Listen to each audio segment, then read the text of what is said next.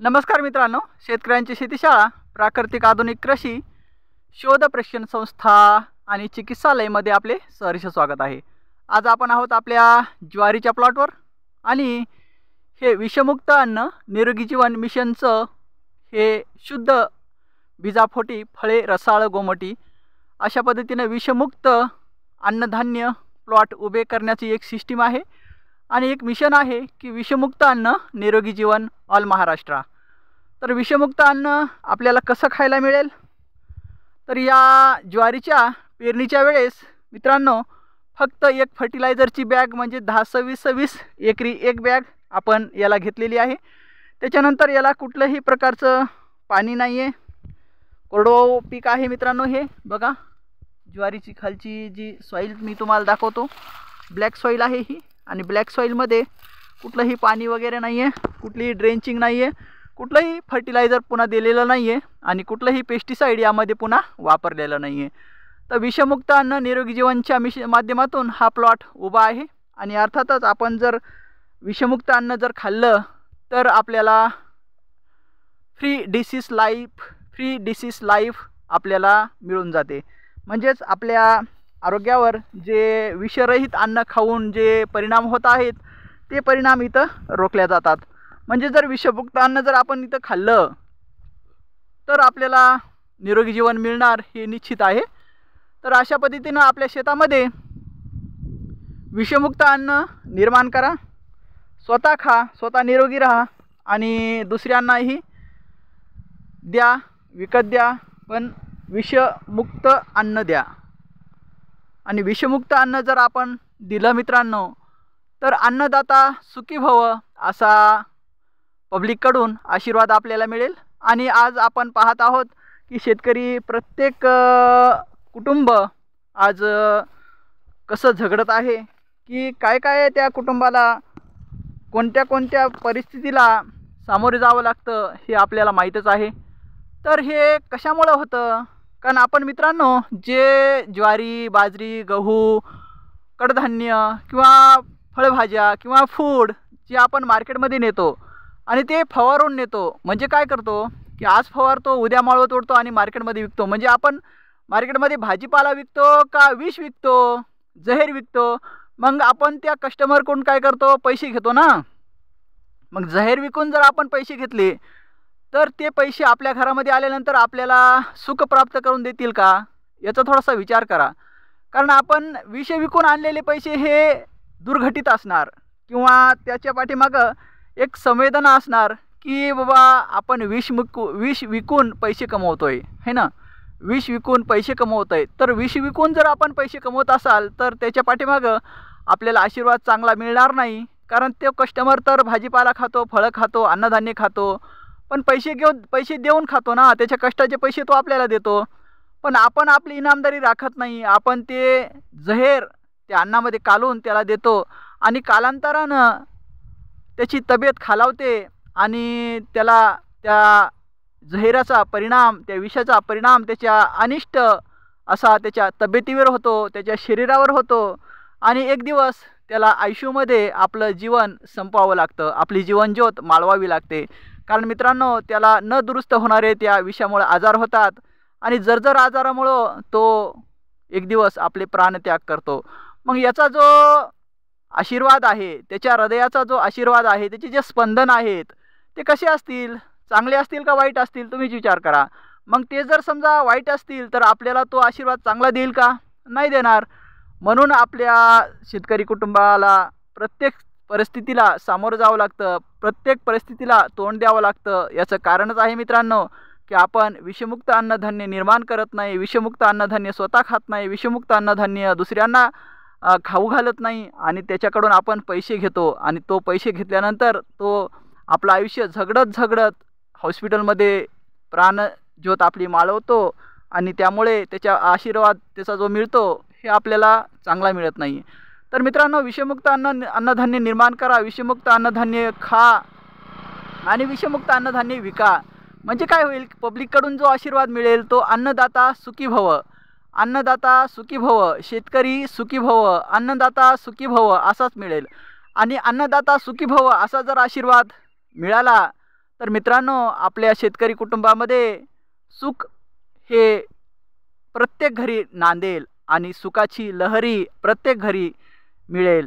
तर मित्रांनो, असं थोडंसं लक्ष देऊन आपल्या रानामध्ये आपण काम करा, कारण आपला जो धर्म आहे हो हे ब्राह्मणाचा आहे. ब्रह्माची निर्मिती आपण करतो. अन्नधान्य म्हणजे काय? अन्नधान्याला आपण ब्रह्म म्हणतो. ब्रह्म आणि ब्रह्माची जो निर्मिती करतो ना त्याला ब्राह्मण म्हणतात, आणि ब्रह्माची जो निर्मिती करतो त्याला ब्राह्मण म्हणतात. आणि ब्राह्मण याची उपमा आहे शेतकरी. तर शेतकरी हा जो आहे हो तो ब्रह्मा आहे आणि ब्रह्मा जर असं काम करत असेल, विष अन्नामध्ये कालवत असेल, तर त्याला परमेश्वर चांगला आशीर्वाद कसा काय देईल बरं? हे थोडंसं लक्षपूर्वक स्वतः हाताळा आणि जातीनं त्याच्याकडे लक्ष द्या, आणि त्याच्यानंतरच आपल्या शेतामध्ये आणि आपल्या घरामध्ये चांगल्या पद्धतीनं सुख समृद्धी आणि हेल्थ वेल्थ हॅपीनेस नांदेल. आणि सारी दुनिया आज जे करते आहे ते फक्त ह्या 3च गोष्टीसाठी कार्य करते आहे. हेल्थसाठी कोणी झगडत आहे, तर वेल्थसाठी कोणी झगडत आहे, तर हॅपीनेससाठी कोणी झगडत आहे. म्हणजे कोणाला हेल्थ पाहिजे ती मिळत नाही आहे, कोणाला वेल्थ पाहिजे पैसा पाहिजे, कितीही कष्ट केले तरी पैसा त्याच्या हाताला येत नाही आहे. दुसरी गोष्ट हॅपीनेस. सगळ्या ज्या माणसाकडे पैसा पण आहे, हेल्थ पण आहे, पण आनंद नाही आहे. आनंद त्याने गमावलेला असतो.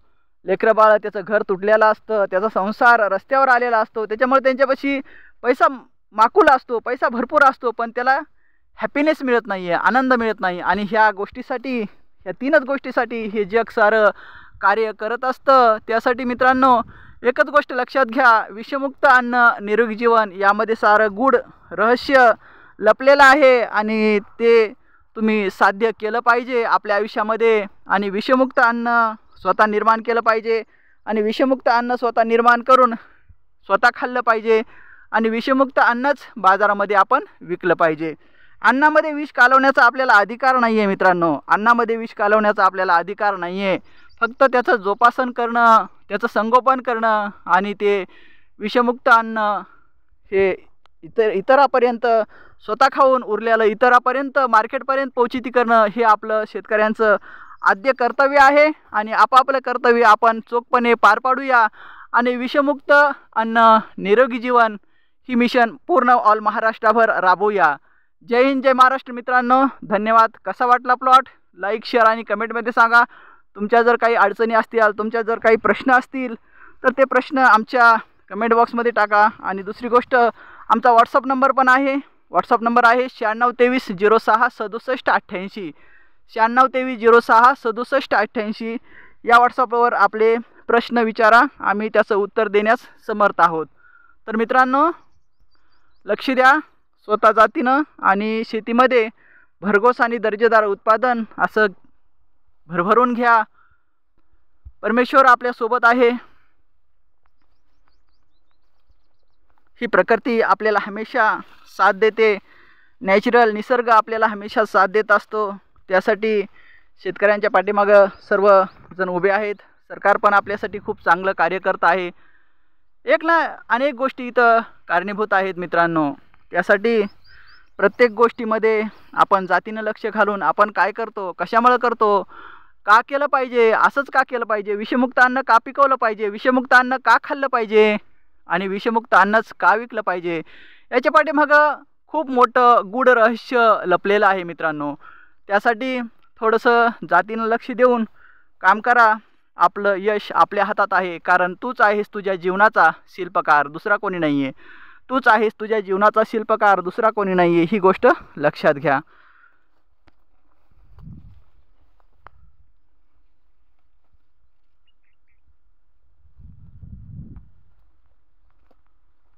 तूच आहेस तुझ्या जीवनाचा शिल्पकार. विषमुक्त अन्न निरोगी जीवन मिशन यांचे संस्थापक अध्यक्ष आहेत crop doctor PM Yadav Patil Rampurikar. यांच्या माध्यमातून हा विषमुक्त अन्न निरोगी जीवन मिशनचा प्लॉट इथे उभा आहे. बहारदार प्लॉट आहे मित्रांनो. आणि याची ज्वारी जर कोणाला पाहिजे असेल तर आमचा व्हॉट्सअप नंबर आहे 9623066788. या व्हॉट्सअप नंबरवर संपर्क साधावा.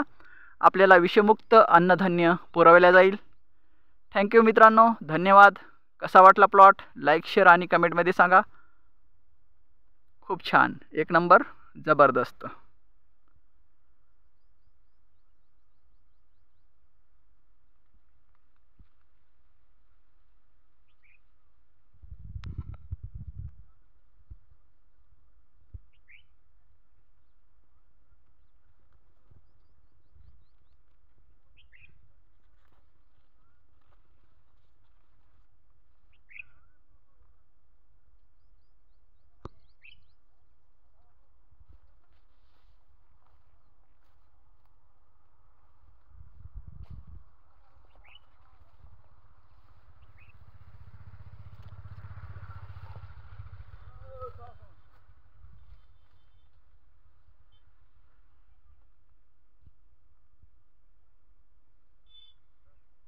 या ना मामा, फोटो काढवलो।